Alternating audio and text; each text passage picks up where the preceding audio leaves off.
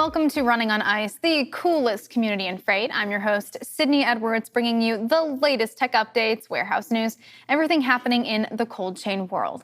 Now, you know Running on Ice, the show, then you know Running on Ice, my newsletter. I write it every Wednesday and Friday, covering much of what we cover here in the show. And so, before we get into our guest of the day, let's get into some headlines. Now, if you watched the Beijing Winter Olympics at the beginning of the year, you know social media was buzzing with the innovation surrounding the event.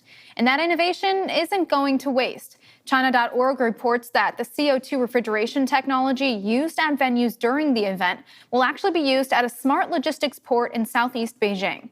This technology will help power low-carbon cold storage by using a non-toxic, incombustible CO2, in turn cutting carbon emissions. The logistics port is currently under construction and will be 3 stories tall. It will span over 1.8 million square feet and should be finished by 2024. And Carrier announced it has made an agreement with the United Nations World Food Program and the African Center of Excellence for Sustainable Cooling and Cold Chain to help support cold chain efforts in Africa. Under this agreement, Carrier will open a cold chain center in Kigali, Rwanda, with ACES. And Carrier says this center will help train students and supply chain professionals, provide capacity building for farmers and refrigeration technicians, and will use best-in-class technology towards a sustainable cold chain. The partnership continues with Carrier joining the United Nations WFP to build a transport training center in Accra, Ghana. Now, this center would offer free online and hands-on training in an effort to strengthen transport and logistics capacity in West Africa. You can check out more on this partnership in my Running on Ice newsletter, and you can subscribe to that at freightwaves.com. And temperatures are cooling down across the nation. Here in Chattanooga, we'll soon be seeing 20-degree lows. I can't believe it. Now, when the weather changes, your hauling routine should change too, especially if you're hauling temperature-sensitive freight. S&D Chain executive published an article on how weather affects cold supply chains. The concern is always thawing or freezing products, especially when products like pharmaceuticals have to be kept at exact temperatures. I spoke with some of FreightWave's hauling experts who gave insight on what to do when you're driving through inclement weather. Now, if you're going to be on the road for more than 12 hours at temperatures below freezing, you could apply thermal blankets to pallets, suspend drop trailer use, and even delay or cancel a load if necessary. Driving through the cold unprepared could lose you thousands of dollars in some important product. So be the boss of your freight and help protect what you're hauling. Now for the fun stuff. Today I'm joined by Juan Meisel. He's the founder of Grip, and I have him on here now. Juan, how are you doing? Good, how about you? I'm good. It is a happy Friday out here in Chattanooga, Tennessee. I'd love to get into a bit about your background. I haven't had you on the show yet, so tell me more about yourself. Yeah, absolutely. So born and raised in Colombia, South America. After that, I moved to Boston for school, where I ended up joining this company called ButcherBox very, very early on, that we bootstrapped over the last 5 years to almost $600 million in revenue.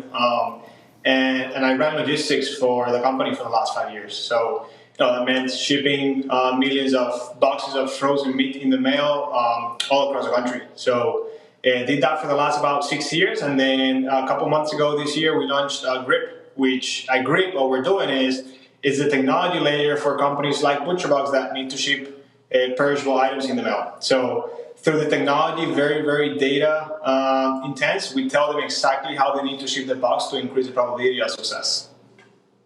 Now, I know your work at ButcherBox actually led you to creating Grip. What were you maybe seeing, working with ButcherBox, working with either the perishables and moving the food in that way? What were you seeing that was something that needed to be changed? Yeah, absolutely. So what we've seen in the industry is that it's exponentially grown over the last few years, as you've seen. And what that means is that technology is just not up to speed to where the industry is right now. So you see that there's a lot of companies are shipping the exact same way that they would ship a pair of shoes or a t-shirt, a box of something perishable in the mail. And that just can't be the case, because the necessities of what you need to ship that box, it's completely different. So if it's raining or not raining, or hot or humid or freezing, a t-shirt will make it to its final destination the same way.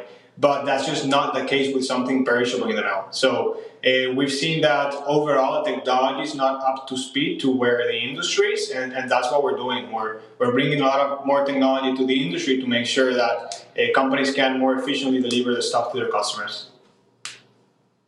And so tell me more about Grip. How is it different from maybe other software in the market right now? The main difference is that what we do is completely dynamic. Decisions change by the second. There's a lot of software out there that they do a very, very good job at letting you set business rules that statically will say, hey, any box going to California is going to ship with carrier A, with service B, which takes this many days in transit, this is the route, and this is the type of box that you need to use. But that's static. It's a very good way of doing it statically, which works for the type of companies that I was just mentioning. But for us, it's completely dynamic. That can change literally by the second, which is the main differentiator of the company. And so what information is this software taking in, and how is it getting this information? Millions of data points on a daily basis. So everything from how's every single carrier performing across the country, where are we seeing trouble areas, what type of major weather events are going on, what is our customers saying, as an example, like, hey, customers are raising the hand and saying, my box are being thawed, my box are being delivered after a certain time of the day, or hey, my outside box is getting crashed. And we take all the data, we mix it with what we have internally in terms of the different algorithms and formulas that we've created internally to understand the performance of the boxes. And that's all that we take with also a bunch of weather points and what type of box and product our customers are using.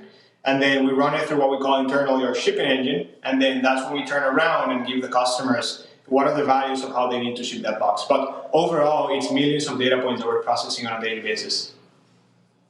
And so what phase are we in right now with Grip? I know we just got out of stealth mode. Is that correct? That's correct. We're fully launched. Company started earlier this year. We're processing hundreds of thousands of boxes on a monthly basis through the platform, which has been very exciting to see. And we're fully up and running. We're live, and it's been exciting to see how the companies that are working with us, our customers, fully depend on how we tell them to ship that box. So it's exciting for us to see the performance and how are we improving that. And overall, we've seen that our customers see about a 25% reduction in the amount of failure or damaged boxes. And then they also see about 30% decrease in shipping costs as well after onboarding the software. That leads me to what I was going to ask next, was how customers are reacting to this. Maybe, I don't know if they have any other feedback in how this has been helping their businesses, or if there's been a comment that has stuck out to you most when working with clients. It's been very helpful for them, mostly even through the summer, which we just came out of, where for perishables, it's a nightmare. You need to ship boxes when it's 100 degrees outside. So for us, because we're pairing the carrier performance with the temperatures and what's the final customer saying, we allow them to be very targeted in where do they need to spend more money to get to the final customer in a good state with the box performing very well. So we allow them to be very targeted to increase performance without necessarily taking the approach of, hey, I'm just going to set every single box in priority overnight, because you cannot run a business that way, because one, your customer will not pay for that service, and two, if they don't, then that means that you're just basically leaving all the margin in the table or end up just working for the carrier company. So very, very positive feedback. We allow them to go through the summer. I mean, we saw customers where before working with us, they saw maybe 2 or 3% thaw or damage rate in the mail. For this summer, they saw closer to 0.5% or even under 1%. So very, very good early success with our customers for sure. Being the founder of this, starting this idea, what has been the most challenging part of starting Grip? I think the most challenging part of starting Grip has been making sure that you're actually using all this dynamic data and building a system sophisticated enough that it can change by the second. Like the data processing power that you need to have in-house to start making some of those decisions and having millions of data points flowing through the system, it's not easy. And that's also why a lot of the solutions that are out there just rely on flat logic shipping, because there's really no data behind that. It's just you set that rule. It's an if statement, and every time you ship a box, it goes to the if statement and you ship it. For us, it's completely dynamic. It changes, and that means that we need to be very careful with what we're doing, with what type of data we're implementing, and what type of recommendations we're giving our customers. Now, I believe you are one of maybe the only software that works this way. Do you think this is because maybe there's just so much more involved that companies have yet to get the dynamic side of things rolling? I know that technology is growing. We're seeing so much more, especially in the cold chain world. Why do you think you might be one of the only people to start a software like this? It's hard. I think that ultimately to really create a solution that works, unfortunately, but also fortunately, you have had to live through it, because it's a very niche product. I mean, it's a niche solution that we're creating. And if you really don't come from already having lost thousands of shipments in the mail because you don't have a solution for this, as an outsider, it's very, very hard to understand really what are the different parameters and algorithms that you need to set in place to figure out something like this. At the same time, the market is very new. Like, this is not like someone has had the chance to develop this technology for 20 years, because 20 years ago, no one was shipping frozen food in the mail. Maybe one or two companies, but it was not a big thing. I mean, right now you see companies that are shipping, cakes, desserts, pastries, food, flowers, chocolate, like niche bars that need to be protein bars that need to be refrigerated, because now people have really came to realize that if you have a very good product that you can sell to people, your surrounding state or market is not your only market. You can actually go nationwide with all these great products that are out there. So, but I think that realization was just only happened within the last few years. So there has really not been a lot of space for this technology to develop before. Juan, who are maybe some of your biggest clients? And by that, I mean the industries that they serve. And who is maybe your target audience when it comes to using Grip? So for us, anything that it's perishable in the mail, meaning that it gets damaged with long time or with temperatures or with certain conditions, is our target customer. So we're working with anything from meal kits or like prepared meals. We're working with pastries and bread. We're working with pet food providers, which is a massive one out there. We're working with flower shippers. And we're also looking into a few other industries. But for us, overall, it's basically who has to get a product to someone's doorstep in a time-sensitive way, and where does it make sense to spend the premium to get to that customer where it makes sense, and you give them a good customer experience at the end of the day.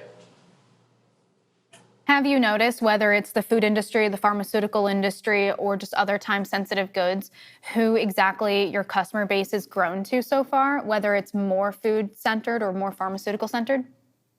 More food-centered right now. We're starting fully food-centered because I think that's where I come from, and that's what I know very, very well. But ultimately, if you ship something, frozen meat in the mail, it's very similar to shipping pharmaceuticals in the mail. There's definitely a couple different things with the market within itself, but the act of shipping that and making sure that it needs to arrive in a perfect state to the end customer is very similar. But we're starting fully food focused right now. I don't know what you might say about the state of the cold chain, especially when it comes to food. So many people are trying to mitigate food waste, and I know that this is a software that could help in that, correct? Absolutely, absolutely. If you ultimately, let's say that there's a wildfire in California that you didn't catch in time with your logistics team. If you were shipping 4,000 boxes of something perishable in the mail to California with a wildfire, that means 4,000 boxes of food that just ultimately get thrown to the trash, and that's also $400,000 if you say average order value of $100 for the box that literally just get thrown to the trash. So not only in the one-to-one food waste, but also on the transportation waste. Because let's say there's a box that you might not have needed 15 pounds of ice in that box, you can have gotten away with 10 pounds of ice in that box, which the software tells you. Then that is 5 pounds of something that you now don't need to ship in the mail. So when you talk about CO2 emissions, when you talk about the size of the box, when you talk about the actual waste of that 5 pound or something that are in the mail, that adds up when you start shipping thousands of boxes in the mail. So earlier in my show, one of the headlines that I read had to do with temperatures changing. Of course, it's getting colder across the United States, and shippers, everyone has to basically, watch where they're going, because if they're going to be going through inclement weather, that's going to change their product. How exactly would this software help mitigate that? What exactly would it say, and how would, somebody know what to do based on it? So we give you the exact values of how you need to ship it based on real-time weather data. So we look at what's going to be the path through that box in the mail. We look at what's going to be the temperature that box is going to be exposed to in the journey, and then that's how we provide the recommendations. And you're right, like it completely changes your path if you're someone traveling, or it completely changes the path if it's a box in the mail as well. It's very similar. What we like to say is that this is very similar as if it was not raining yesterday, so you went out without an umbrella, and there's a massive rainstorm right now, and you went out without an umbrella just because yesterday you didn't use one. But in fact, you need to actually be looking at the weather that, hey, it's going to be raining today, so I'm just going to take my umbrella out. So it's as simple as just reacting to the different weather patterns and what you're seeing out there. And so when someone has this software, is it on their phone? Is it on their iPad? Is it back in the office and they plan their day around what the route says, that the software says what to do? How exactly are folks, seeing this information? So we integrate with our customers' order management systems, and it's basically an intelligence level that sits on top. And when they get an order, their system pings their system and says, hey, I have an order for zip code 33130 in Florida. How do I ship it? And then based on all the data that we're seeing, we apply automatically the values of how they need to ship that box to the final customer. So, this is thousands and thousands of orders by the minute, but when you look at it, it's basically a question of, hey, I have an order, this is where it's coming from, this is where it's going, this is the contents of that box. And then they ask us a question, how do I ship it? And then we apply the values to that specific order of how they need to ship that box. So then if somebody wanted to get involved, is it something that they subscribe to, something that they can, purchase on your website?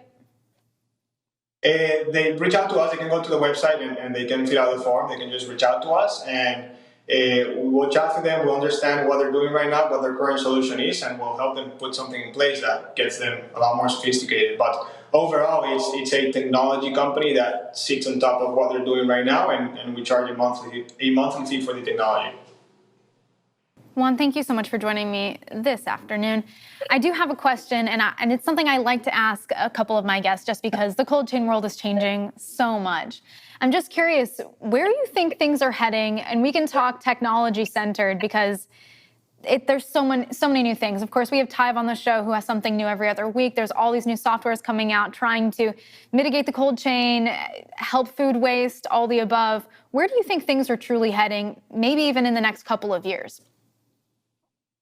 I think that everything needs to be and is going to be a lot more transparent and data-backed. And what that's going to allow is that that's going to shorten the amount of time that it takes to make a decision, and it's going to make everything a lot more dynamic. Because that's what happens right now, and what has happened through the years, that once you realize that something is happening, you don't really have a way of that realization that you made to impact the next box or shipment that you're going to send out in real time or right away. So I think that with the access to traceability, with the access to data, with the access of everything being more transparent, and of course being powered by some powerful software, the time period of that decision making is going to shorten a lot, and that's going to make everything a lot more dynamic. Food waste, pharmaceutical waste, it's not a new thing. Why do you think it took so long for people to jump on this and try to fix this? I don't know. We're here now trying to solve it, and I think that's what it matters. We have a lot of technology. We bring the right experience to the table, and our customers have seen some good results from it. So, in the food in the mail specifically, I think it's a relatively new market. Pharmaceuticals have definitely been around for longer, but within the pharmaceutical space, when you see for example, the trials at home, like running clinical trials by sending boxes of things to people at home, that trend is also relatively new within the pharmaceutical space. So that's why I think, the trend is up. You can now ship perishable stuff to someone's doorstep, and there has to be a lot more technology for it to be able to make it efficiently, and that's what we're here for. Absolutely. Juan, I'd love to hear what maybe your future goals are for Grip. Adding value to customers. That's what we're fully focused on right now. We work very, very close with our customers. I mentioned this in an interview I did not too long ago, but ultimately it's our customers that want us who are building our solutions and building our softwares. We run what we call fast innovation cycles within the company, which means that we go very, very fast from idea to product to feedback. And in the center of that, the customer sits in the center of that. So we come up with an idea, we develop a prototype, we launch it, and then we put it in the customer's hand for them to give us feedback. From there, we either get the idea of improving that or the idea of launching something completely new. So adding value to customers and just keeping them very, very close and just working with them to figure out their problems and solve their problems. I'm curious if there's any crazy idea you have for Grip, years down the road. We're all so successful, all the above. If there was one thing that would be the crazy what if idea that you could add to Grip or you think would be really cool for the industry, what might it be? It's a good question. I haven't thought about that, but if we can reduce the amount of damaged shipments to zero at some point, like literally the number zero, like no room for failure, it's definitely some wishful thinking, given all the different uncertainties and how things change as fast as they do. But if 20 years from now there's zero boxes getting damaged in the mail, that's it's a different world. Or at least maybe during a certain period of time, like we went one whole month with zero errors involved. I feel like that's something we should be tracking, right? Yep, agreed. Juan, thank you so much again for joining. Where can people hear more about Grip? And I'm curious, are you guys hiring? Are you trying to grow the company in that way? We are definitely. I mean, we wanted to keep up to date with the company. You can go to our LinkedIn page, Grip Shipping. You can follow me on LinkedIn as well, or you can go to our website. We're posting updates there as well. But yeah, our company's growing. We're hiring, and we're very, very intense in the whole data processing side of things. Is there a LinkedIn? Is there a Facebook group? Where can folks find you on social media? For me personally, LinkedIn, Juan Meisel, my full name. You'll find me there. Company itself also has a profile on LinkedIn where we post updates and the different developments that we're doing. So I think LinkedIn is the best place to find us for sure. Perfect. And one last question, because I was curious. The name Grip, how did you come up with that? Get a grip on your shipping. Is that really what it is? Yeah, I think it's that simple, and it's really behind what we're doing. I mean, we work with companies to figure out really how they need to be shipping stuff to improve their bottom line, to improve the lifetime value of the customers, to improve their margins, to have a better customer experience, to reduce waste. And if you combine all those with a very good piece of software, you definitely have a grip on your shipping. I love that. That actually gives me another idea.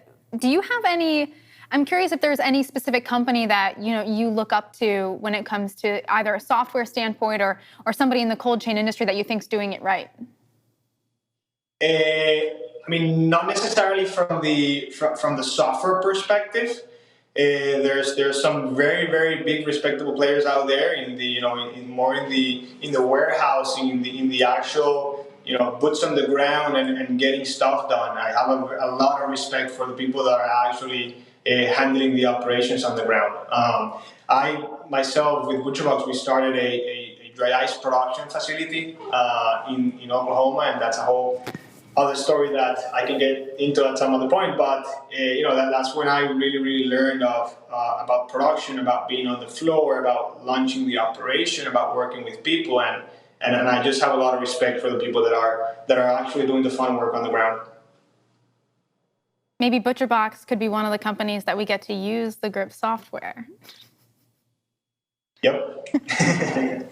I'll say it. Well, Juan, thank you so much for joining me. It's been a joy to have you on the show, and I really look forward to what GRIP has in store. Was there anything else that you think should be mentioned while I have you on for GRIP?